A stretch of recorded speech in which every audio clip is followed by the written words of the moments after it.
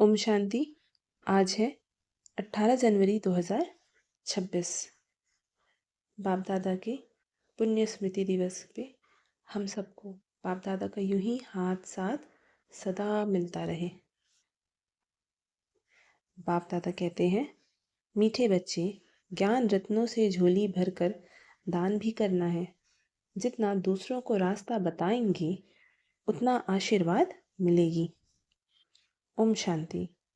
मीठे बच्चों को यह पक्का याद रखना है कि शिव बाबा हमको पढ़ाते हैं।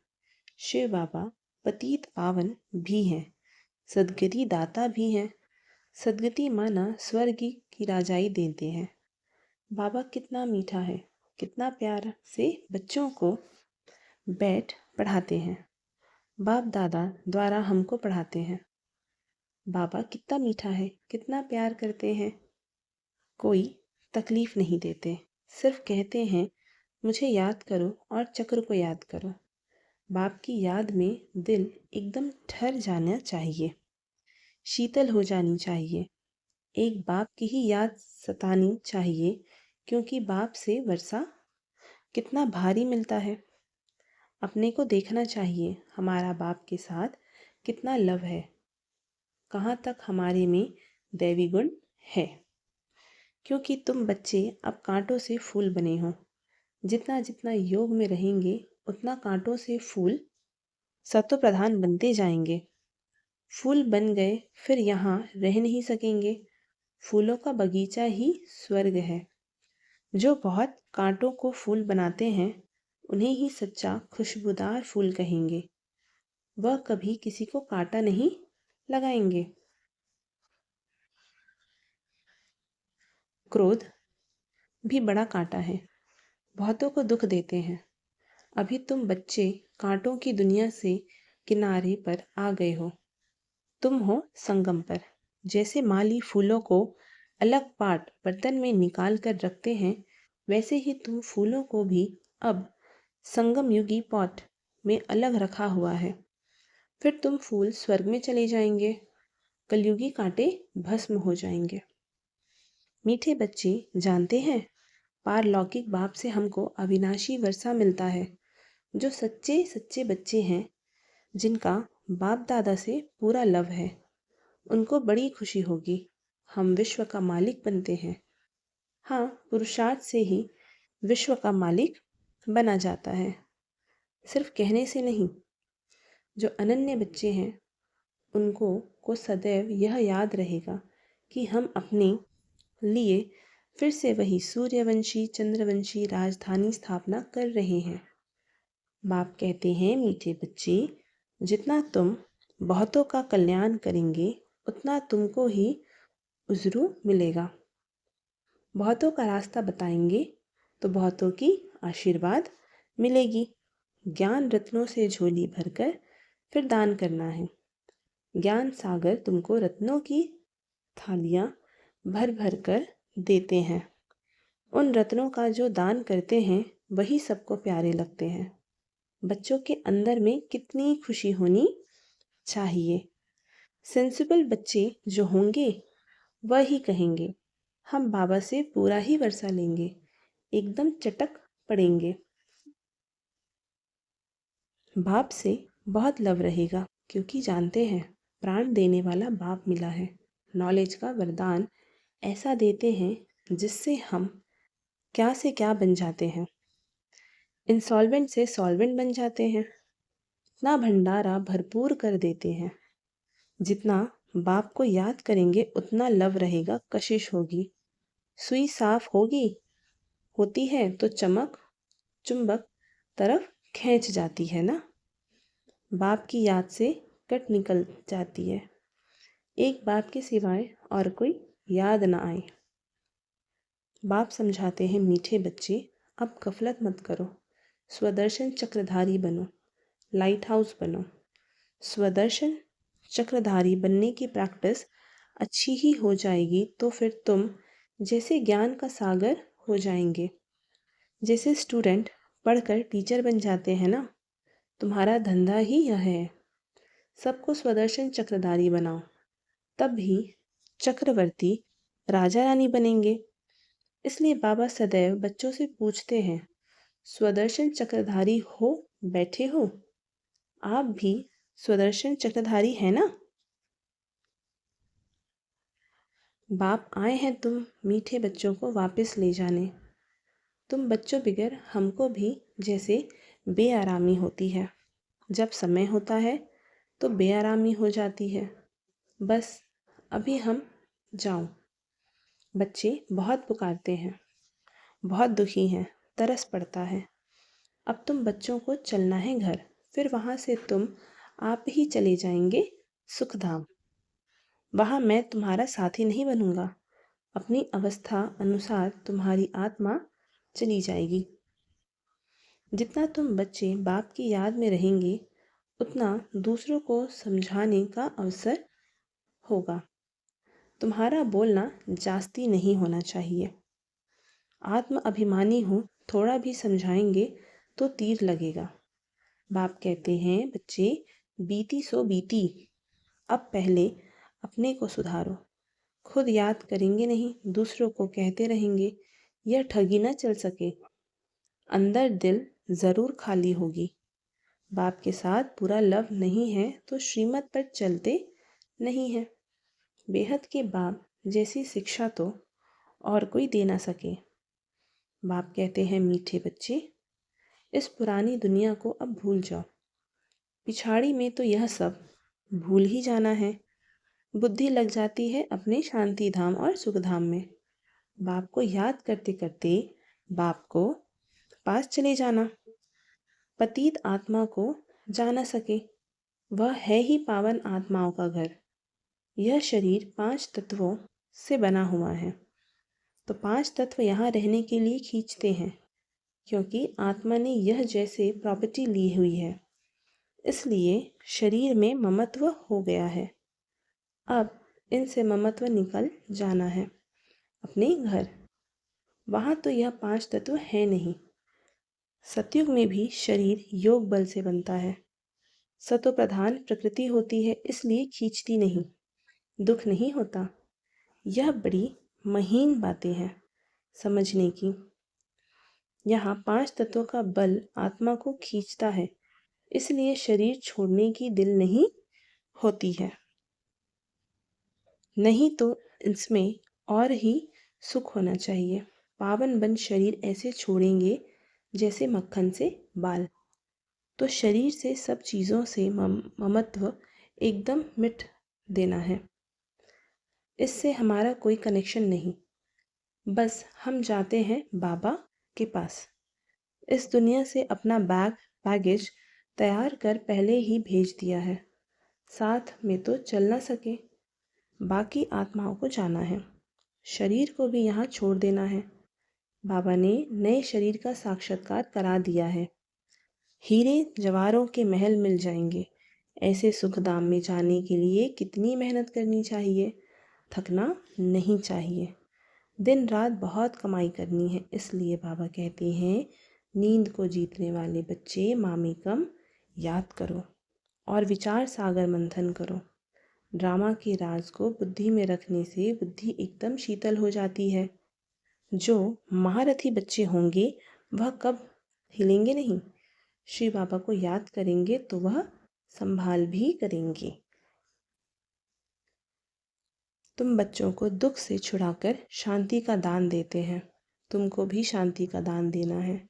तुम्हारी यह बेहद की शांति अर्थात योग बल दूसरों को भी एकदम शांत कर देंगे। तुम बाप की याद में रहकर फिर देखो, यह आत्मा हमारे कुल की है या नहीं। अगर होगी तो एकदम शांत हो जाएगी। जो इस कुल के होंगे उन्हों को ही इन बातों से रस बैठेगा। बच्चे याद करते हैं तो बाप भी प्यार करते हैं। आत्मा को प्यार किया जाता है।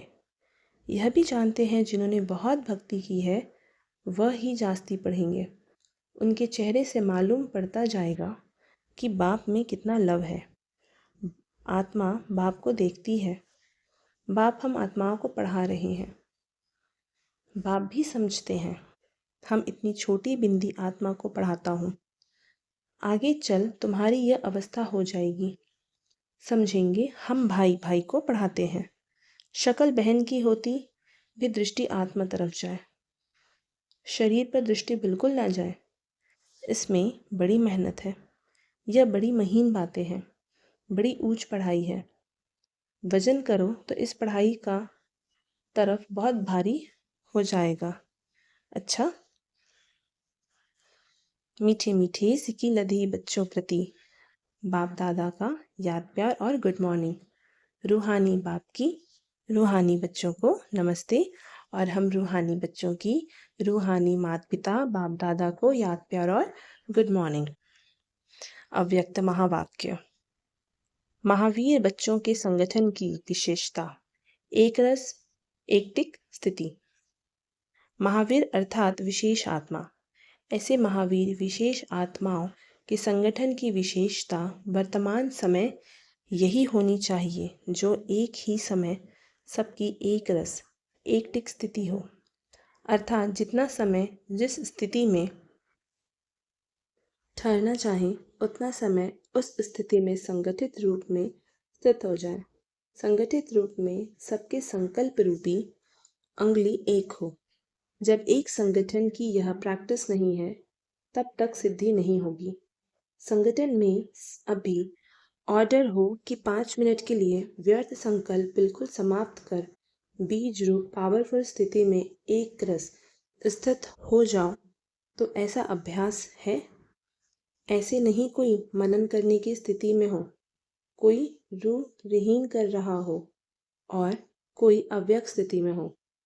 ऑर्डर है बीज रूप होने का और कर रहे हैं रूहहीन, तो ऑर्डर नहीं माना ना। यह अभ्यास तब होगा जब पहले व्यर्थ संकल्पों की समाप्ति करेंगे।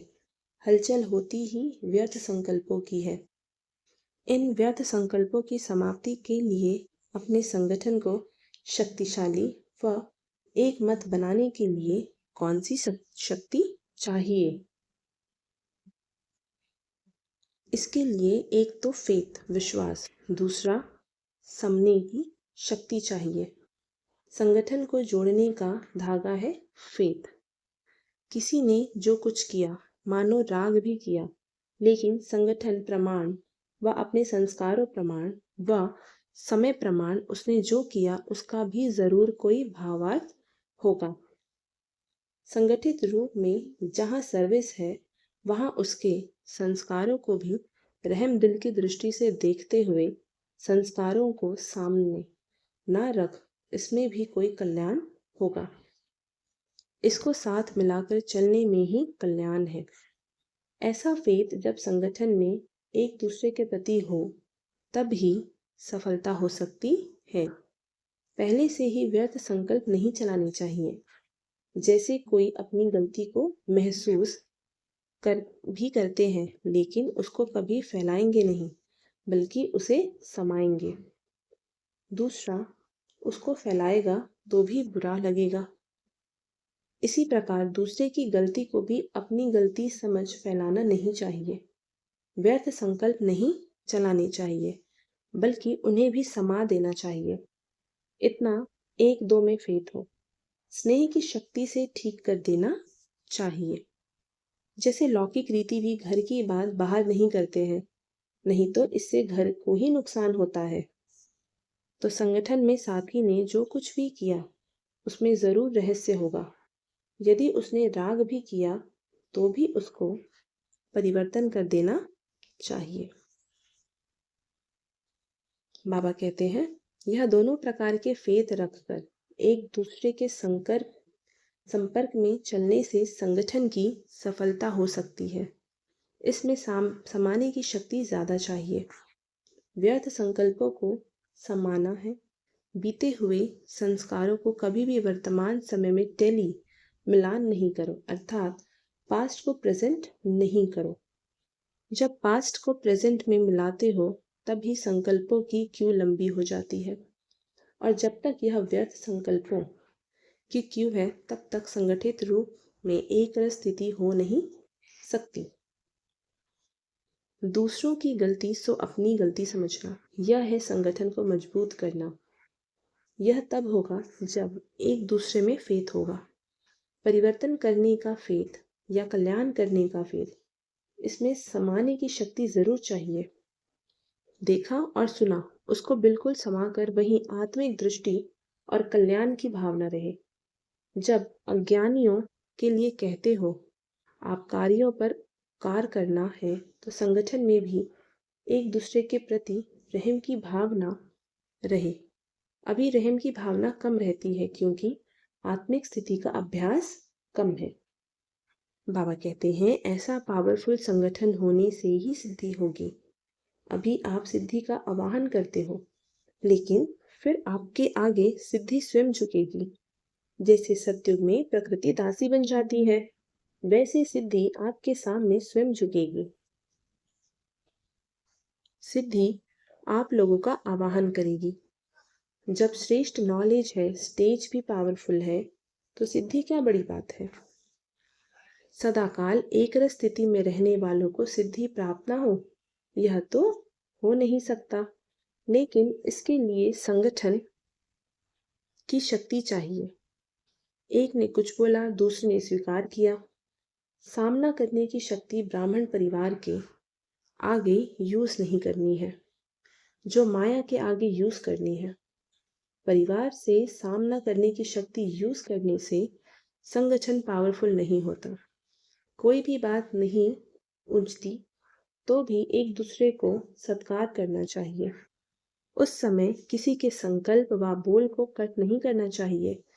इसलिए जब समाने की शक्ति को धारण करो, संगठित रूप में आप ब्राह्मण बच्चों की आपस में संपर्क की भाषा भी अव्यक्त भाव की होनी चाहिए। जैसे कि फरिश्ते अथवा आत्माएं आत्माओं से बोल रही है। किसी की सुनी हुई गलती को संकल्प में भी स्वीकार ना करना और ना कराना ही चाहिए। ऐसी जब स्थिति हो, तब ही बाप को की जो शुभकामना है संगठन की, वह प्रैक्टिकल में होगी। इसके लिए विशेष पुरुषार्थ अर्थात विशेष अनुभवों की आपस में लेन देन करो। संगठित रूप में विशेष योग के प्रोग्राम चलते रहें तो विनाश ज्वाला को भी पंखा लगेगा।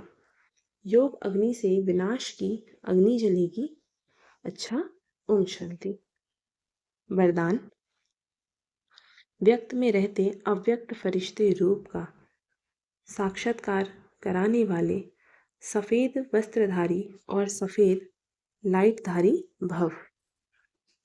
जैसे अभी चारों ओर यह आवाज फैल रहा है कि यह सफेद वस्त्रधारी कौन है और कहाँ से आए हैं, ऐसे अब चारों ओर फरिश्ते रूप का साक्षात्कार कराओ। इसको कहा जाता है डबल सेवा का रूप। जैसे बादल चारों ओर छा जाते हैं, ऐसे चारों ओर फरिश्ते रूप से प्रकट हो जाओ। जहां भी देखें तो फरिश्ते ही नजर आए। लेकिन यह तब होगा जब शरीर से डिटैच होकर अंतःवाहक शरीर से चक्र लगाने के अभ्यासी होंगे। मनसा पावरफुल होगी। स्लोगन। सर्व गुणों व सर्व शक्तियों के अधिकारी बनने के लिए अधिक आज्ञाकारी बनो। अव्यक्त इशारे। इस अव्यक्ति मास में बंधन मुक्त रह जीवन मुक्ति स्थिति का अनुभव करो। बाबा कहते हैं जैसे बाप सदा स्वतंत्र है, ऐसे बाप समान बनो। बाप दादा अब बच्चों को परतंत्र देख नहीं सकते। अगर स्वयं को स्वतंत्र नहीं कर सकते हो, स्वयं ही अपनी कमजोरियों में गिरते रहते हो, तो विश्व परिवर्तक कैसे बनेंगे। अब इस स्मृति को बढ़ाओ कि मैं मास्टर सर्वशक्तिमान हूँ। इससे सहज सर्व पिंजरों से मुक्त उड़ता पंछी बन जाएंगे। ओम शांति।